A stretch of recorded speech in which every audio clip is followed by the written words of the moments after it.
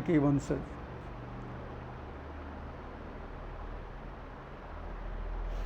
या तेरा विराध के मानस पुत्र, वंशज तो गलत हो जाए, मानस पुत्र।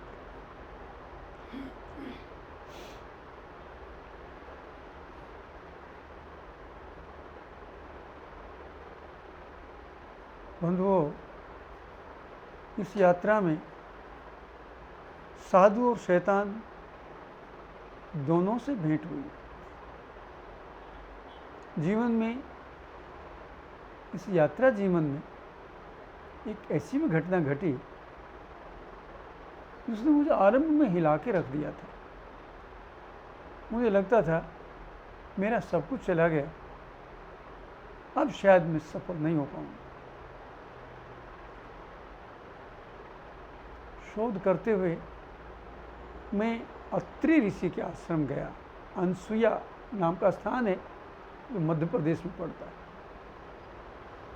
वहाँ मैं दिन भर रहा, सारी जांच पड़ताल करी और रात को वनवासी राम मंदिर में मैं रात को रुका। अगले दिन मुझे वहाँ जाना था जहाँ भगवान श्री राम को तपोपुंज ऋषियों के दर्शन हुए थे। आज उस स्थल को अमरावती कहते हैं। श्री राम इसी मार्ग से गए थे। आज भी वहाँ जाने के लिए दो मार्ग हैं। एक मार्ग बहुत घूमकर है और एक मार्ग सीधा है जो अत्रि आश्रम से शरभंग आश्रम तक जाता है। सभी लोगों ने मेरे से कहा कि छोटे मार्ग से मत जाना, इसमें डकैत मिलते हैं, बड़े मार्ग से घूम कर जाओ। अब आप अद्भुत संयोग देखिए, जब भगवान श्री राम को ऋषियों ने कहा, शरभंग जी के आश्रम में जाने की राम जी ने इच्छा प्रकट की और संतों ने उनको मार्ग बताया, तो बंधु यही मार्ग बताए थे। दो मार्ग बताए थे। एक मार्ग घूम कर जाने का था और दूसरा मार्ग जिसमें विराध राक्षस मिल सकता है। राम जी ने कहा मैं उसी मार्ग से जाऊंगा जिससे विराध राक्षस मिले, छोटे मार्ग से जाऊंगा। परंतु मैंने भी ये संकल्प किया कि मैं राम जी के मार्ग से जाऊंगा, चाहे कुछ भी हो। मुझे सबने मना किया कि स्थानीय लोग भी हिम्मत नहीं करते इधर से जाने की, आप क्या पैर फंसा रहे हैं, मार देंगे वो लोग, लूट लेंगे। हमने कहा नहीं, हम उसी मार्ग से जाएंगे।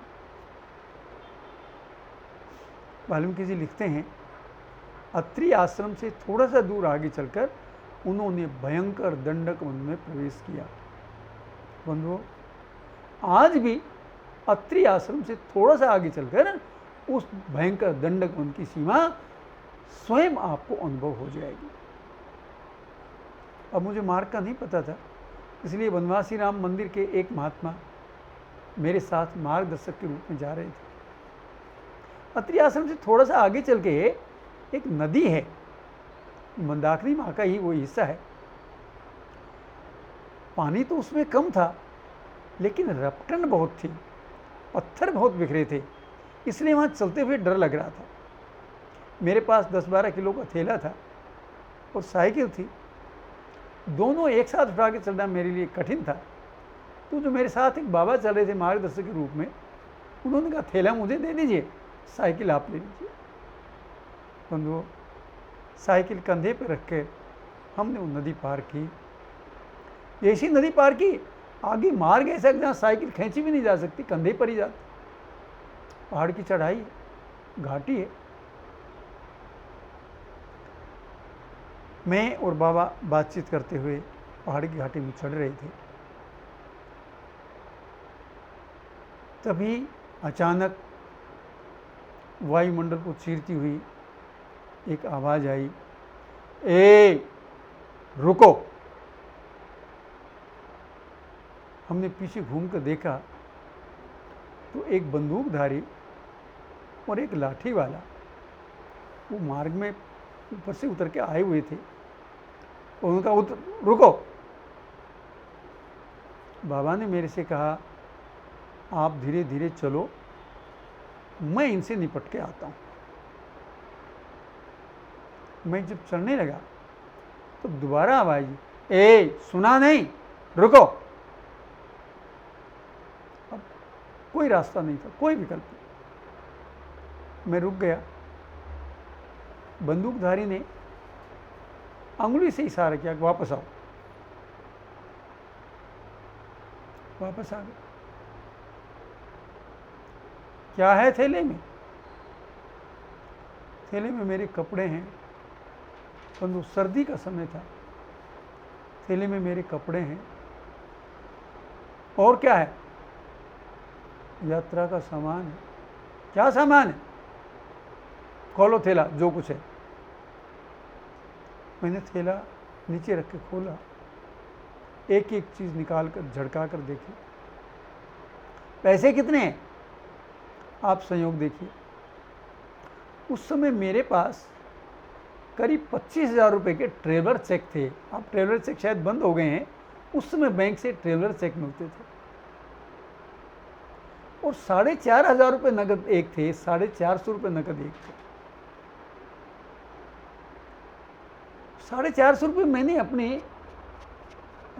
ये बनियान की ऊपर की जेब में रखे हुए थे। उसने कहा, पैसे कहाँ दो? मैंने 450 रुपये निकाल के उसको, और सामान खोला। इसमें क्या है? इसमें मेरा टेप रिकॉर्डर है, दो वापस ले लो। इसमें क्या है? इसमें कैमरा है, ये भी दे दो। कैमरा भी ले लो। इस डब्बे में क्या है? इसमें इसकी रील है, ये भी दो। वो भी नहीं। मैंने कहा, भैया इस कैमरे में मेरे फ़ोटो लिए हुए हैं, अगर आप मुझे वो दे दें तो बड़ी कृपा होगी। बोला, निकालो। अब बंधु उस घबराहट में, पहले वो कैमरा आता था ना ऐसे घुमाने का, रील घुमाने का, वो मेरे से घुमा नहीं। तो जो लठैत था उसने कहा, मुझे दो। उसने उल्टा घुमा दिया। वो मुझे लगता है रील खराब हो गई।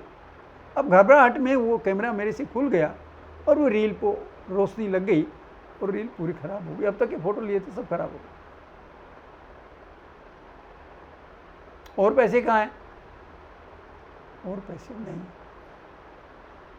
अब जब मैंने देखा कि भाई ये तो पैसे तो लेगा ही सारे, तो मैंने जो पहन रखी थी, एक विंड चीटर पहन रखी थी, मटमैली सी, खराब सी, फटी सी, उसकी जेब में 4,500 रुपये थे।